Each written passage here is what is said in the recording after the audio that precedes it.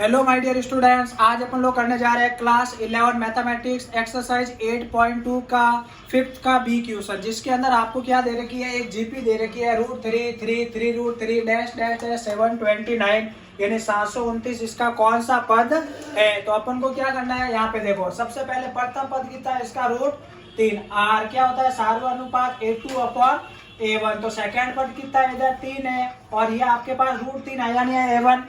ठीक है, इसका रेशनलाइज कर लेते हैं। क्या कर लेते हैं, रेशनलाइज। तो आपके पास सबको पता चल गया होगा कि यहाँ पे 3√3/3 आया या नहीं आया, कि √3 इंटू √3 कितना होता है, 3 होता है। इसने इसको काटा, तो इसका जो सार्वनुपात है यानी आर है, आर की वैल्यू आपके पास √3 है या नहीं है।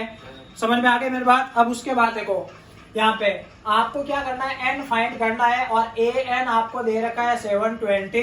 यानी ये कौन सा पद है, ये एनवा पद है। एनवा पद कितना है, 729 और आपको एन फाइंड करना है। तो सबसे पहली बात तो जीपी के अंदर ए एन बराबर क्या होता है, ए आर की पावर n-1 होता है या नहीं होता है।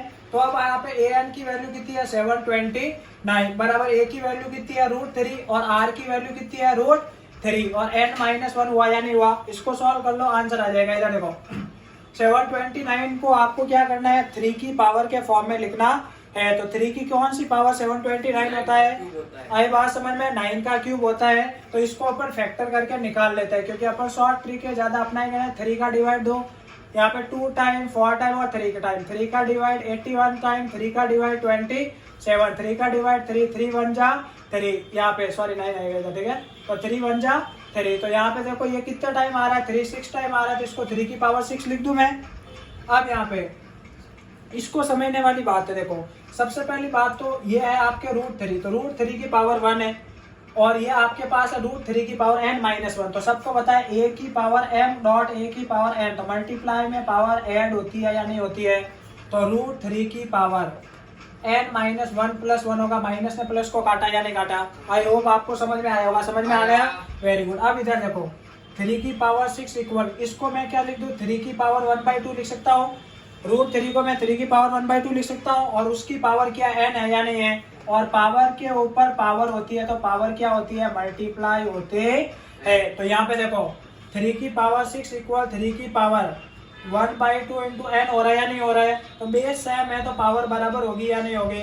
n/2 हुआ या नहीं हुआ, n1 जा n और यहाँ पे 2 हो गया। इसको इधर करवा रहा हूँ मैं, थोड़ा ध्यान से देखना। देखो यहाँ पे तो ये 2 डिवाइड में इधर गया तो मल्टीप्लाई में n बराबर 6 इंटू 2, तो n बराबर 12 आया या नहीं आया। तो n की वैल्यू आपके पास कितनी आ गई, 12 आ गई। तो सबसे पहले पावर्स का निकालना है तो फैक्टर्स यानी गुणनफल निकाल दो। उसके बाद इसको पावर के फॉर्म में इस प्रकार लिख सकते हैं। यहाँ पे मैं आपको दूसरा मेथड भी बता रहा हूँ, इधर देखना सारे बच्चे। देखो आप चाहो तो √3 को 3 की पावर 1/2 मत लिखो। अब 3 को √2 लिखना है तो मैं क्या करूँ, 3 को क्या लिखूंगा, √3 का स्क्वायर लिख दूं मैं 3 को और उसकी पावर 6 है या नहीं है। बराबर यहाँ पे आपके पास √3 की पावर n होगी या नहीं होगी, हो जाएगी। पावर क्या हो जाती है, मल्टीप्लाई।